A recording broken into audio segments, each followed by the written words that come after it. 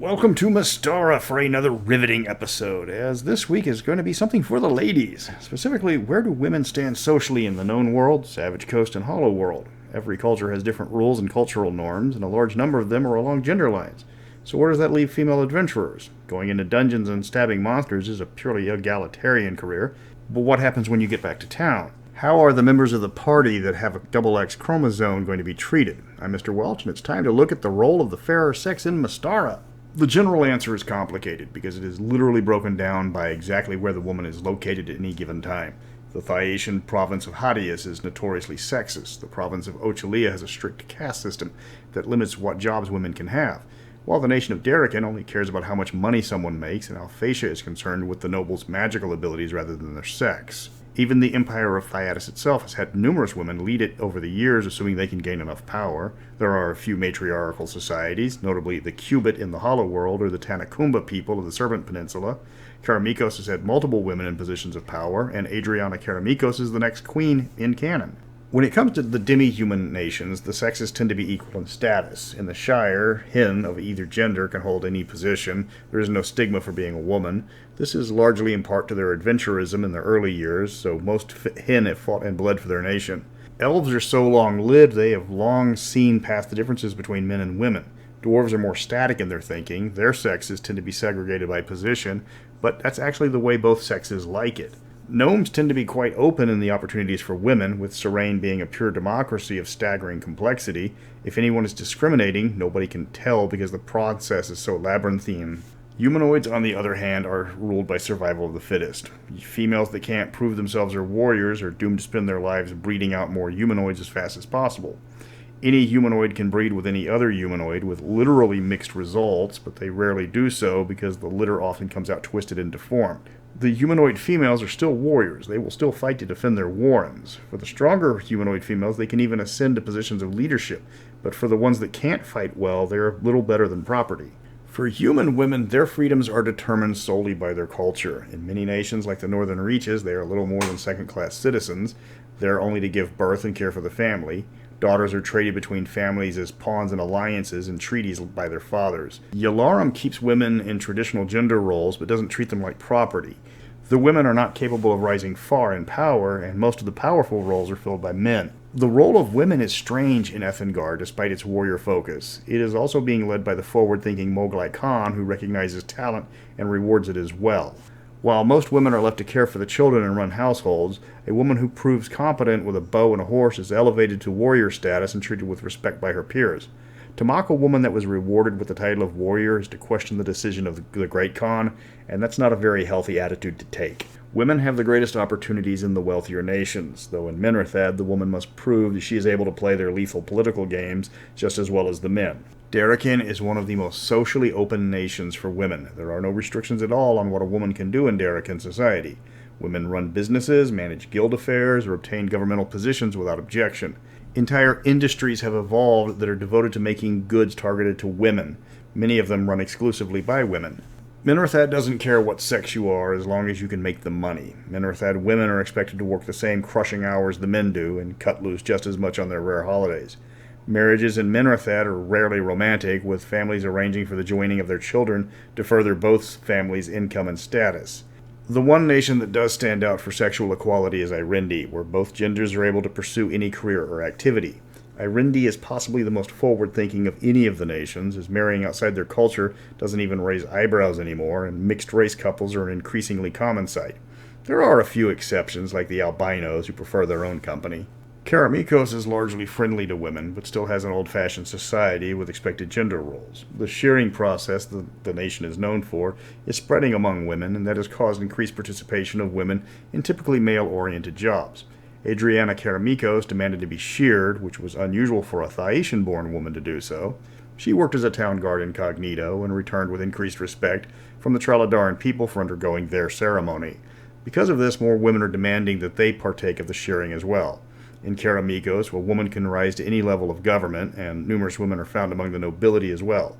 In the old social circles, women are kept out, with the exception of the Marilanev family. All the old blood found in Specularum are in families that are dominated by men.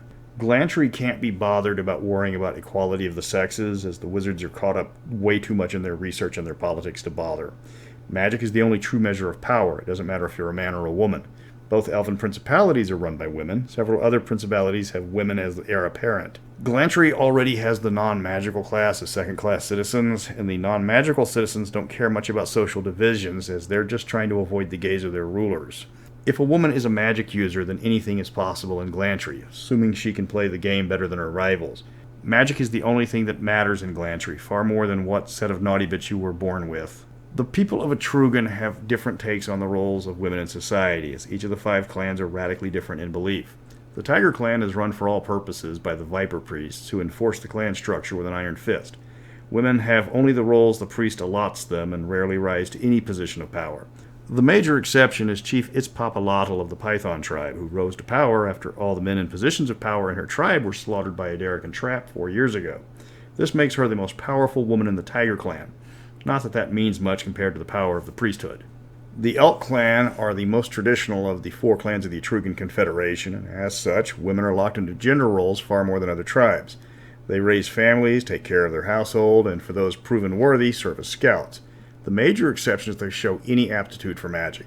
Divine casters are welcomed as shamani and raised and taught by the priesthood. Shamani can rise to the highest levels of power in the Elk clan. The rare arcane caster is immediately sent to the Spider tribe, the only tribe in all of the clans that openly welcomes wizards among their number.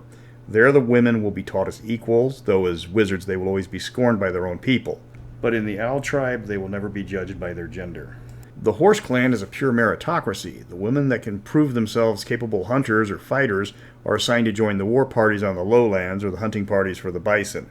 It's a strange tradition among the Horse. If a woman proves herself to be competent at a position normally reserved for men, she's assigned to that task and expected to dress exactly as the men. A man that's incapable of performing the task normally reserved for men is instead given a task reserved for women and is expected to dress like a woman. The custom is confusing to other clans and outsiders, but makes perfect sense to the Horse. The Bear clan is in the middle of a transition from one of the more traditional clans to one that is seeing its women realize that there are more options in the world for them. With the increased contact of the outside world, Bear clan are starting to become entrepreneurs or gain positions of power with their wealth. Women like Hesea Longlegs have turned their back on the old ways and are saving their wealth so that they can leave the clan and go experience life among the outsiders where their exotic status works in their favor. The Turtle clan has largely abandoned the old ways, and as such the role of women have expanded throughout the tribes. Women can take on any role they want, though Merchant is a particular favorite because of the wealth and status it brings from the outside nation. The merchant Jan Drew has become possibly the wealthiest woman in Etrugan, and her increased status has allowed her to travel to new lands, something that the old ways would have never permitted. In the Empire of Thyatis, women occupy a strange place in the power structure of the government. Women are allowed to achieve any level of power. Some of the most famous rulers have been women. Since titles of nobility are allowed to be purchased, many a wealthy trader has bought a title for his daughter or his wife as a present. The status of women vary greatly from province to province. In Hadius, women are considered property by the nobility there. The province denies women basic rights that they would be allowed in other parts of the empire. This is enforced by the Storm Soldiers, an organization that suppresses anyone they find inferior, which means anyone but them. They are countered by an all-female organization called the Sisters of the Sword, which stands up for women's rights and also opposes slavery in all its forms. The most famous province as far as their treatment of women goes is Ochalia, which restricts women to only very specific roles. Because of this, it is very common to find Ochalian women outside their home, but still in Thyatis serving as adventurers or even soldiers in other provinces. The women can't return to their homes, because if they do, they will be expected to return to the rigid caste system of Ochalia. Alphatia is similar to Glantry, though not at the cutthroat levels of politics the Glantrians are famous for. Empress Ariadne is arguably the most powerful woman in all of Mystara, and several other women rule over the various kingdoms of Alphatia. Like Glantry, magic is the only thing that determines true power in Alphatia. Since most wizards are isolationists already, they have little time to discriminate against people they don't want to be around in the first place just on the basis of sex. For the non-spellcasters, gender roles tend to fall into the traditional divisions, though there's nothing preventing a woman from becoming a soldier or a blacksmith. The status of women on the Serpent Peninsula and the Savage Coast, again, largely depend on the exact location. Because of the harshness of the location, there's little in the way of discrimination because everyone is needed regardless of sex. In the Savage Baronies, some women, like Baronessa Isabel Morales of Torreon, has risen to lead her nation. Many of the barons are run by dictators, and the rights afforded to women depend entirely on the whims of a single man, all too often. In the Hollow World, women are seen as almost second-class citizens, as the nations there are not only trapped in the past, they're locked in it because of the spell of preservation. The only two exceptions to this are the Cubit, who are matriarchal in nature, and strangely enough, the merry pirates, who practice an unusual form of meritocracy in selecting their rulers. Whoever the crew thinks is the best pirate, that's their ruler, regardless of gender. But for the vast amounts of women in the Hollow World, they are trapped in an eternal cycle of living in the expected roles. Unlike the women of Ochalia or the Bear Clan of Etrugan, they can't even leave of their own volition because of the spell of preservation. Attempting to do so causes a magical backlash, as the spell attempts to keep the woman from changing her mind and casting off her enforced cultural mindset. The one role that women in Mystara can always take up is that of the adventurer. A woman that can pick up a sword and defeat a monster can take its treasure. Almost every church accepts women as clerics, with the possible exception of the woman-hating Rathanos. Thieves' Guild will take anybody who can cut a purse or burgle a house, and the more variation they can get in their members, the better.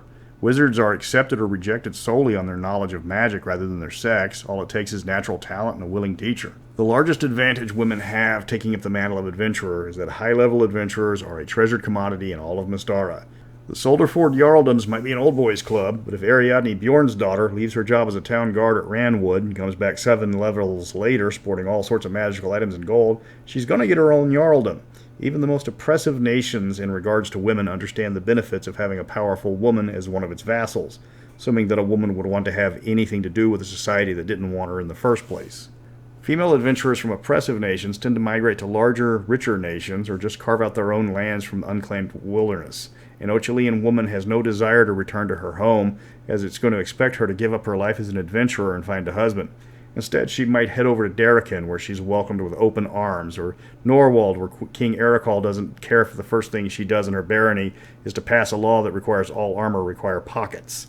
Of course, if she heads over to the Great Northern Wastes and claims a large chunk of the savannah for herself, no one's going to challenge her claim. Aside from Empress Ariadna, there are several other women leading nations across Mystara. Queen Tavrova rules the underwater nation of Aqua Rindi between the nations of Irindi and Minrathad. Cornelia Belcadiz and Carlatina Erewhon have their own principalities in Glantry. Queen Marion is a ceremonial ruler of Irindi, though bureaucrats make all the actual decisions there. Baronessa Esperanza Riviera rules over Gorgana in the Savage Baronies, and in addition, the Terra Naroa of the Isle of Dread are all led by women. In the end, women aren't restricted from being characters for your players. In the areas where they aren't treated as equals, that gives them reason to go somewhere else and become greater than what they were expected to be. Most discrimination from nations comes from national origin or magical ability rather than sex, though in certain areas it can be a real threat, like Hadius. In general, the more advanced a nation is technologically in Mystara, the more egalitarian it has become, but not always.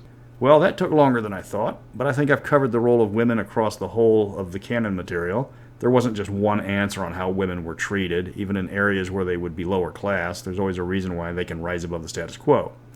Now, going on to next week, joining our logjam of second place categories is good humanoids, something again that seems to be relevant to the ongoing arguments today. But you can always vote for one of the other 4, since 4 of the last 5 categories that were presented, you picked the latest. But until next week, remember, if I'm ever injured with my girlfriend in a motorboating accident, don't call the Coast Guard.